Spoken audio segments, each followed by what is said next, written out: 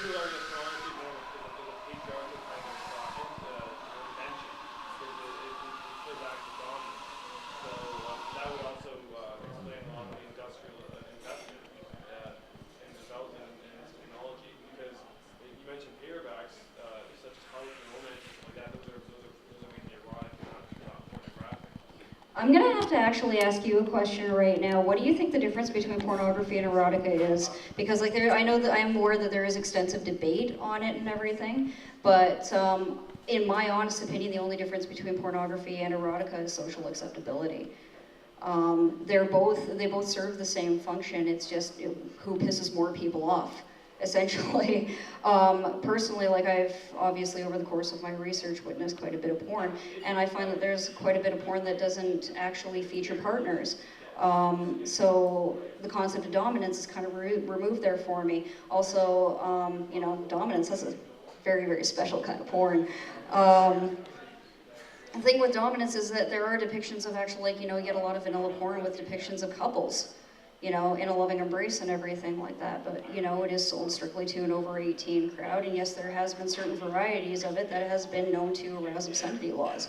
So I think it is really, really important not to look at all porn the same way. It's just like music, you've got techno and pop and metal and all this kind of stuff. They're not the same, but they are all music. I do think it's important that we factor in the idea of power as a motivating, factor in the production of these technologies. I mean, you can actually draw the definition of pornography not just to be a sexual nature, but I think a lot of things we see on television are pornographic, like what we see in the news, depicting, violence, violent scenes that kind of arouse exciting people.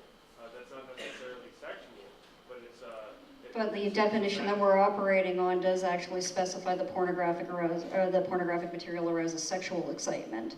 right. But I mean, but that would, for that, but based I think of Stein's definition, that would be erotic. Like, but then when you factor in power, it becomes pornographic.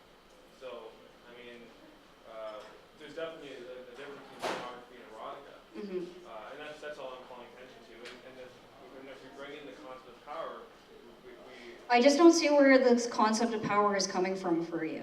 Like, I understand that, yeah, okay, it is a largely patriarchal invention and everything like that, but if you actually look at the industry analysis itself, a lot of the CEOs of these companies and a lot of developers of this pornographic industry are largely women. If you look at Danny Ash, the CEO and founder of Danny's Hard Drive, she is a woman. She considers herself a feminist because she has decided that, we live in a world right now where women should be considered equal and I can do what I want with my body, my technology, and my business. Yeah. But I mean, just a patriarchal female. And I mean, women that uphold, patriarchal structures, they call themselves feminists, but, they might also be interpreted as being patriarchal females who, they assume the authority of male social structures, and in that way become empowered, but not through the status of a woman. That's Yeah, off topic. yeah, I think we are getting a little bit off topic here, and we're going to have to get into this discussion at a later time, but I do welcome you to email me and argue with me at a later date. Stephanie? Okay, I'm just wondering, when they develop these technologies to sell porn, like say the streaming on video online, would Google lend some of its profits to the pornography sector because they helped develop this technology that they're using now? Or did they just be like, oh, well, we're Google and we're making this? Well, Google's profit to be made is Google's profit, and yeah, like a lot of pornographic industries, especially these porn for pay sites, who you can actually find through Google, are obviously getting some sort of advantage out of them. But, Google's profits are Google's profits, and they make their own profits.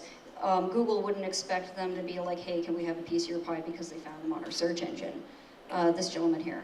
Have you come across any technologies that the industry has potentially stifled? Let's say, well, this Betamax, newer ones, so HD.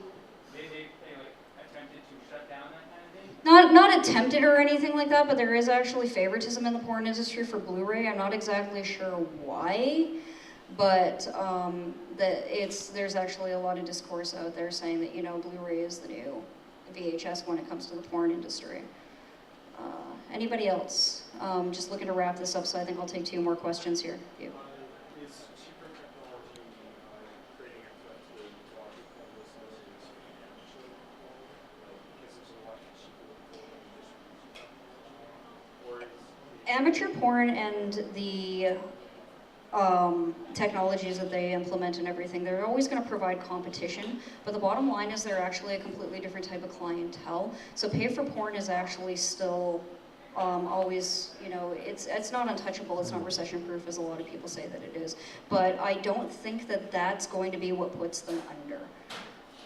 David, as this is our last question.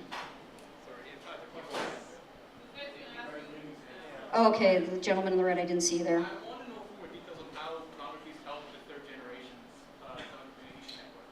Sorry? The third generation of telecommunications, the 3G Basically what happened with the 3G networks was it was very, very expensive to implement in the first place, and they needed some kind of product to sell over to recoup some of their investment. And this is where Nick White and Laura Sigmund sort of grabbed hold of it. What did they do with it? Like, how did, what Basically, they made downloadable content downloadable pornographic content through Virgin Mobile and Playboy.com available over 3G networks. was this like right when 3G started? And Yeah, it was right when it started. I think that their company actually got underway in 2002. Okay. Thank you very much, everybody, for coming out, and thank you for taking your interest in my subject. And I'm going to turn you back over to Josh. All right, well, that was certainly an interesting lecture. Thanks a lot for that, Diana, and thanks for everybody who came out this evening. And as I said, if you know of anyone or you yourself would like to lecture as part of the series, please contact me at vpfin@lusu.ca. Also, I want to take the opportunity while I'm up here to remind you all of this November 5th, the day of action. We have buses leaving from the Agora to Waverly Park at 12:30. The event kicks off at 1 p.m. at Waverly Park, so come out and fight against student poverty, fight the government to regulate tuition fees, and let's make our voices heard. And thank you everyone for coming out tonight.